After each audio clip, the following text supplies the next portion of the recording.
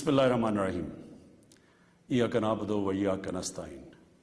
मेरे पाकिस्तानियों, ये जो पिछले हफ्ते हालात हुए, अफसोसनाक हालात, इसकी वजह से मैंने फैसला किया कि मैं आपके सामने आऊं। लेकिन सबसे पहले हमारा वो वाहिद मुल्क है जो इस्लाम के नाम पे बना था।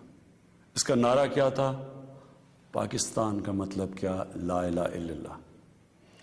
इस मुल्क के जो लोग हैं, और मैं सारा पाकिस्तान फिरा हूं, चाहे वो गुनाहगार हों, चाहे वो अपने दीन पे सही माने पे अमल करें या ना करें, लेकिन हमारे नबी सल्लल्लाहु अलैहि वसल्लम लोगों के दिलों में बसते हैं। इसलिए जब भी कहीं भी दुनिया में उनकी शान में किसी किस्म की गुस्ताखी होती है तो हमें ये तकलीफ मिलती है। लेकिन क्योंकि मैं दुनिया फिरा हुआ हूं, सिर्फ हमें नहीं तकलीफ मिलती, जो भी जहां भी दुनिया में मुसलमान बसता है उन सबको तकलीफ होती है। अब पिछले हफ्ते और ये जो अफसोसनाक हालात हुए, एक जमात ने ऐसे लगा ऐसे कि उनको शायद बाकी पाकिस्तानियों से ज्यादा प्यार है अपने नबी से। देखें, वो जो टीएलपी का जो मकसद है, जिसकी वजह से वो लोग बाहर निकाल रहे हैं, मैं आपको यकीन दिलाता हूं कि वही मेरा मकसद है, वो मेरी गवर्नमेंट का मकसद है। हम भी उन्हीं की तरह चाहते हैं कि दुनिया में किसी मुल्क में हमारे नबी की शान में गुस्ताखी ना हो। सिर्फ हमारा तरीकाकार फर्क है। टीएलपी का क्या तरीकाकार है और मेरी गवर्नमेंट और मेरा जब से हम आए हैं, हम क्या कोशिशें कर रहे हैं कि दुनिया में ये गुस्ताखी ना की जाए उनकी शान में, वो ये है। टीएलपी ये कह रही है कि जो फ्रांस में हुआ, फ्रांस के एम्बेसडर को वापस भेजा जाए, उनसे सारे राब्ते खत्म कर दिए जाए। हमारी जो गवर्नमेंट का तरीकाकार है वो मैं अभी आपको तफसील से बताता हूं, लेकिन मकसद हम दोनों का एक ही है। वो भी ये चाहते हैं कि किसी किस्म का किसी मुल्क में किसी की जरूरत ना पड़े कि उनकी बेहुरमती की जाए। हमारा भी वही मकसद है। तो मैं आज जरा तरीकेकार के ऊपर बात करना चाहता हूं। 1979 के अंदर, नहीं 1990 में, गालिबन 1990 के इर्द गिर्द सलमान रुश्दी ने एक किताब लिखी। उस किताब में उसने हमारे नबी सल्लल्लाहु अलैहि वसल्लम की शान में गुस्ताखी की। पाकिस्तान में पब्लिक सड़कों पे निकली, यहाँ अमेरिकन एम्बेसी पे अटैक किया और लोगों की शहादतें भी हुई। उसके बाद आप उठा के देख लें कि हर थोड़े सालों के बाद कोई ना कोई मगरब के किसी मुल्क में उनकी शान में गुस्ताखी करता है। मुसलमानों को तकलीफ होती है, कहीं बाहर रिएक्शन भी होता है, या हमारे मुल्क में मुजाहरे भी होते हैं। लेकिन ये हर थोड़े सालों के बाद यही सिलसिला आगे बढ़ जाता है।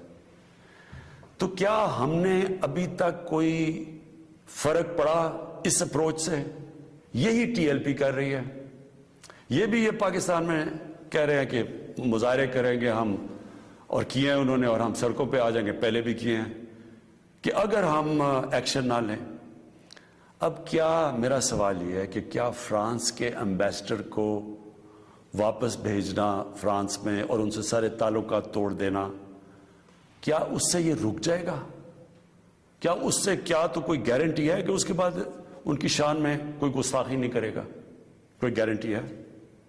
मैं मगरब को जानता हूं, मैं आपको गारंटी करता हूं कि अगर आप ये करेंगे, अगर हम ये करें पाकिस्तान, तो इसके बाद किसी और यूरोपियन मुल्क में यही होगा। आजादी के राय पे नाम पे वहां उन्होंने ये एक आजादी राय का इशू बनाया हुआ है। उसके नाम पे वो कहेंगे अच्छा आजादी राय की वजह से इन्होंने ये किया, हम भी ये कर रहे हैं, वो भी कोई गुस्ताखी करेंगे। क्या फिर उसके एम्बेसडर को भी हम वापस भेजेंगे? और 50 मुसलमान मुल्क हैं, کوئی بھی اس طرح نہیں کر رہا, کوئی وہاں کہیں مظاہرے نہیں ہوئے, وہ بھی نہیں کہہ رہے کہ ایمبیسڈر کو واپس بھیجو. تو اس کا پہلے تو کوئی فرق نہیں پڑنا لگا فرانس کو. لیکن میں آپ کو یہ بتاؤں پاکستان کو کیا فرق پڑے گا. سب سے بڑا فرق یہ پڑے گا ہمارے ملک کو کہ بڑی مشکلوں سے ہماری معیشت اٹھ رہی ہے. بڑی دیر کے بعد پاکستان کے اندر انڈسٹری اوپر جا رہی ہے. لارج اسکیل انڈسٹری بڑی دیر کے بعد اٹھ رہی ہے. نوکریاں مل رہی ہیں لوگوں کو. ہمارے ملک میں دولت میں اضافہ ہو رہا ہے. ہماری ایکسپورٹس بڑھ رہی ہیں. ہمارا روپیہ مضبوط ہو رہا ہے. بڑی دیر کے بعد روپیہ مضبوط ہوتا جا رہا ہے. جب روپیہ اوپر جاتا ہے تو مثلا پیٹرول اور ڈیزل سستا کیا ہے. باہر کی جو چیزیں ہم منگواتے ہیں وہ سستی ہونی شروع ہو گئی ہیں. جب ہم فرانس کے ایمبیسڈر کو واپس بھیج کے تعلقات توڑیں گے ان سے, اس کا مطلب کہ یورپین یونین سے ہم تعلقات توڑیں گے. اس کا مطلب کیا کہ جو ہماری آدھی ٹیکسٹائل کی ایکسپورٹس ہیں وہ یورپین یونین میں جاتی ہیں. تو اس کا مطلب آدھی ہماری ٹیکسٹائل ایکسپورٹس وہیں ختم ہو گئی. اس کا مطلب بے روزگاری, فیکٹریاں بند ہو جائیں گی. اور اس کے آگے کیونکہ آدھی ہماری مین ایکسپورٹ ٹیکسٹائل ہے, جب ٹیکسٹائل آدھی رہ جائے گی ایکسپورٹ, ہمارے روپے کے اوپر پریشر پڑے گا, روپیہ گرے گا, مہنگائی بڑھے گی, غربت بڑھے گی. تو نقصان ہمیں ہوگا, فرانس کو کوئی نقصان نہیں ہونے لگا. تیسری چیز, اب ہم نے اس کے اوپر جب یہ ہوا تو میں پہلے ذرا آپ کو تھوڑی تفصیل پیچھے بتا دوں. یہ ہم 2-2.5 مہینے سے لگے ہوئے تھے. ہماری گورنمنٹ TLP سے مذاکرات کر رہی تھی. ہم ان کو یہی چیزیں سمجھا رہے تھے کہ اس سے نقصان ہمیں ہونے لگا ہے, ان کو نقصان نہیں ہوگا, ہماری عوام کو نقصان ہوگا. مذاکرات چلتے جا رہے تھے. انہوں نے کہا جی اسمبلی میں رکھو, اور اسمبلی جو فیصلہ کرتی ہے. ہم نے فیصلہ کیا ٹھیک ہے ہم اسمبلی میں یہ رکھتے ہیں. لیکن ہم پھر دیکھنا شروع کیا کہ ان کی موبلائزیشن نیچے ہو رہی ہے, ان کی تیاریاں ہو رہی ہیں اسلام آباد آنے کے لیے. ایک طرف مذاکرات چل رہے ہیں, ایک طرف اسلام آباد آنے کی تیاری ہیں. پھر ابھی مذاکرات چل رہے ہیں اور ہم نے یہ فیصلہ کیا ہوا تھا کہ ہم اسمبلی میں رکھیں گے اس ایشو کو. تو پتہ چلا کہ انہوں نے پہلے اناؤنس کر دیا کہ جی اب تو فرانس کا اگر ایمبیسڈر آپ واپس نہیں بھیجیں گے تو ہم سارے اسلام آباد میں دھرنا دیں گے. تو یہ اس کے بعد یہ ہماری بات چیت ٹوٹی. اس کے بعد پھر یہ اریسٹ ہوئے. اب میں صرف آپ کو بتانا چاہتا ہوں کہ اس سے اب تک ہوا کیا ہے ہمارے ملک میں. ذرا دیکھ لیں کہ ہم نے اپنے آپ کو کتنا نقصان پہنچایا. اب تک 40 پولیس کی گاڑیوں کو جلا دیا گیا. لوگوں کی پرائیویٹ پراپرٹی کے اوپر کئی لاکھوں کروڑوں روپے کا نقصان ہوا ہے. 4 پولیس والے شہید ہوئے ہیں. 800 سے زیادہ پولیس والے زخمی ہوئے ہیں. پہلے دن جب شروع ہوا تو تقریباً 100 سڑکیں بلاک کر دی. اس سے جو عوام کو نقصان ہوا, اس سے کئی جو آکسیجن کے سلنڈرز نہیں جا رہے تھے, بیچارے جو کرونا کے مریض ہیں, ان میں اموات ہوئی. اور پھر باہر سے کود پڑے لوگ, ہمارے پاکستان کے دشمن. ابھی تک ہم نے جو 4 لاکھ ٹویٹس کو اینالائز کیا, ان میں سے 70% فیک اکاؤنٹ سے تھی. مثلا پروپیگنڈا, جس طرح یورپین یونین کی ڈس انفارمیشن لیب نے جب بتایا کہ ہندوستان کی کوئی 600 سائٹس ہیں, فیک سائٹس, میڈیا سائٹس, جس سے وہ فیک نیوز اور پروپیگنڈا کر رہے ہیں پاکستان کے خلاف. تو یہاں بھی ہمیں پتا چلا کہ 380 ہندوستان کے انڈیا کے گروپ تھے جو کہ واٹس ایپ سے فیک نیوز چلا رہے تھے کہ سول وار ہو گئی پاکستان میں. ہماری پولیٹیکل پارٹیز, مجھے افسوس سے کہنا پڑتا ہے کہ وہی JUI جو فضل الرحمان کی پارٹی, وہ بھی بیچ میں شامل ہو گئی کہ کسی طرح گورنمنٹ کو ڈی سٹیبلائز کریں, ملک کو نقصان پہنچائیں. ساتھ وہ نون لیگ.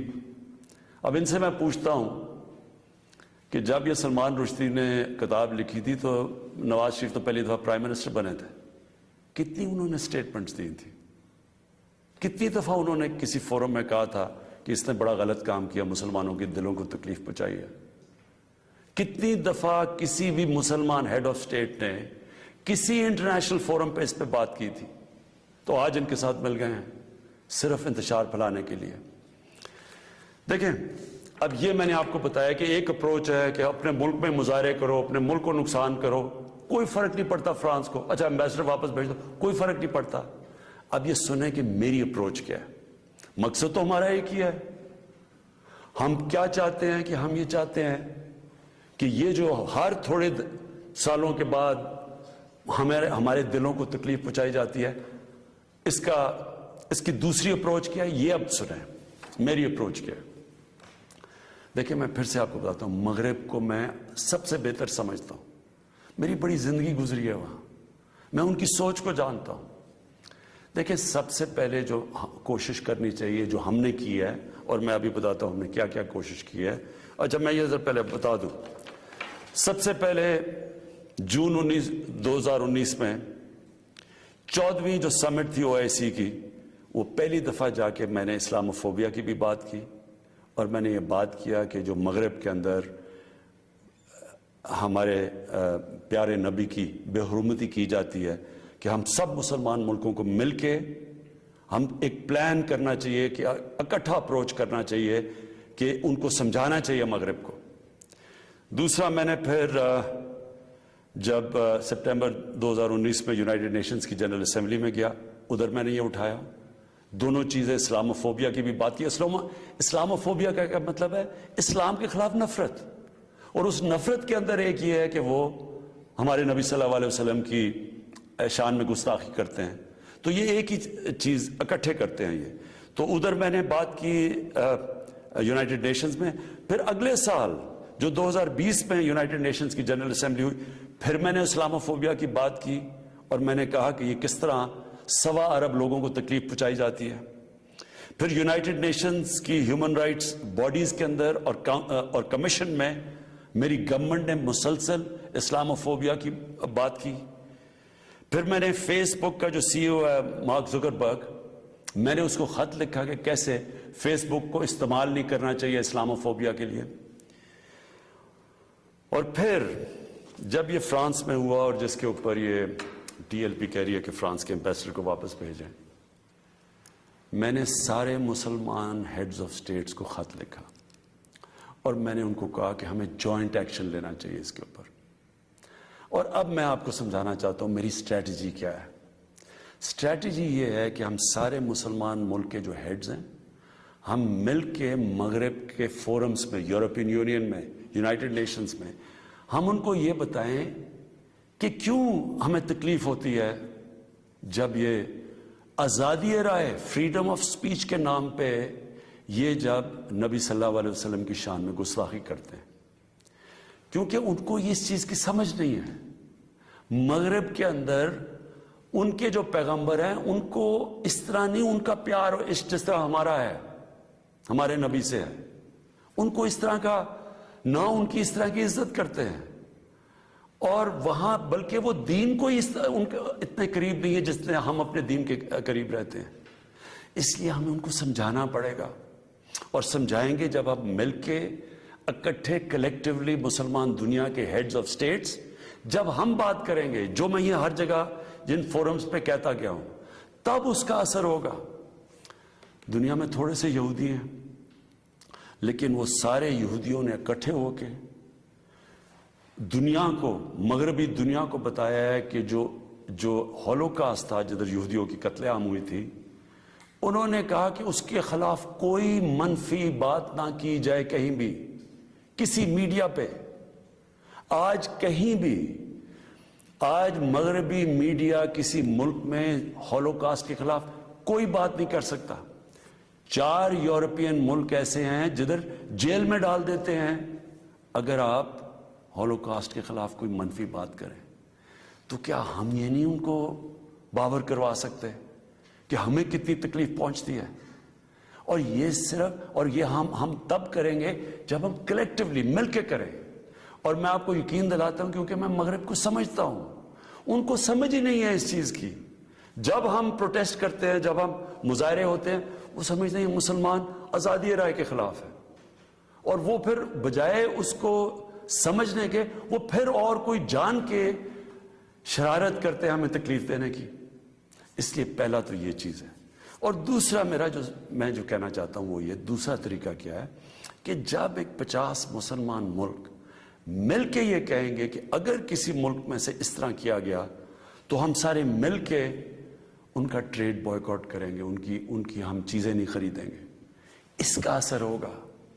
اس طرح ہم اپنا جو ہم مقصد ہے اس پہ پہنچ سکتے ہیں۔ میں نے آپ کو 2 مقصد بتائے، ایک یہ TLP کا مقصد ہے، ہم ساری زندگی بھی لگے رہیں، ہم اپنے ملک کو نقصان پہنچاتے رہیں گے، کبھی کوئی فرق نہیں پڑنے لگا ان کو۔ جو میں کیمپین کر رہا ہوں، میں آپ کو یقین دلاتا ہوں کہ یہی طریقہ ہے کہ انشاءاللہ ایک دن ان کو سمجھ آ جائے گی، اور وہ دن دور نہیں ہے۔ میں آج آپ سب کے سامنے کہتا ہوں کہ میں ذمہ داری اس کی لیتا ہوں، میں ہی اس کیمپین کو لیڈ کروں گا، لیکن میں انشاءاللہ اپنی قوم کو مایوس نہیں کروں گا، اپنے مسلمانوں کو مایوس نہیں کروں گا۔ ہم انشاءاللہ ان کو یہ ایک دن سمجھا دیں گے کہ جس طرح اگر وہ یہودیوں کے لیے سینسٹیو ہیں، ان کو تکلیف نہیں دینا چاہتے، تو ہم تو سوا ارب مسلمان ہیں، ہمارے بھی دل ہیں، ہمیں بھی تکلیف ہوتی ہے، اور جیسی ان کو اس چیز کی سمجھ آ گئی، یہ ہم اپنا مقصد پہ پہنچ جائیں گے۔ آخر میں اپنے علماء ان کو خاص طور پہ کہنا چاہتا ہوں کہ آپ کو اس میں ہمارے ساتھ مل کے، میرے ساتھ مل کے میری تائید کرنی چاہیے، ہماری مدد کرنی چاہیے، کیونکہ یہ جو چیزیں یہ جو ہو رہے ہیں ہمارے ملک کو نقصان پہنچ رہا ہے، اس سے تکلیف پہنچتی ہے۔ ہماری پولیس سے جو ہوا ہے، 800 پولیس انجر ہوئی ہے، ان کو کئی ہسپتالوں میں پڑے ہوئے ہیں، تو اس سے کس کو فائدہ ہوا ہے؟ کیوں ہندوستان کی یہ جو ویب سائٹس ہیں جو اس کے اندر کود پڑی ہیں، یہ دشمنوں کو فائدہ ہوا ہے؟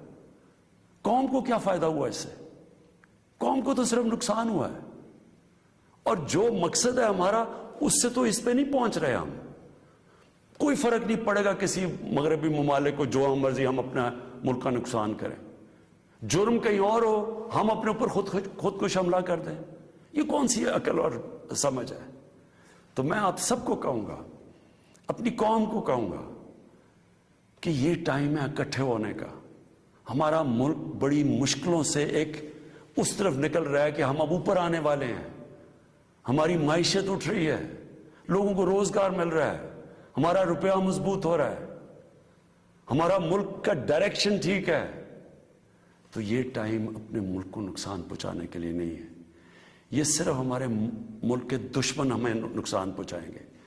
ہم سب کو اب اکٹھے ہو کے اللہ کا شکر ادا کرنا چاہیے کہ ہم یہ 2 سال بڑے مشکل وقت سے گزرے ہیں، حالانکہ ہمارے پاس اس وقت کرونا کا ایک تیسرا ویو آیا ہوا ہے، اس کے اوپر ہمیں سب کو مل کے SOPs پہ چلنا چاہیے، اللہ سے دعا کرنی چاہیے کہ ہمیں اس مشکل سے بھی نکال دے، اور پھر اس کا شکر ادا کرنا چاہیے کہ یہ ہم 2 سال کے بعد ایک قوم، ہماری معیشت اٹھ رہی ہے، تو ہم اس کو نقصان نہ پہنچائیں۔ پاکستان پائندہ باد۔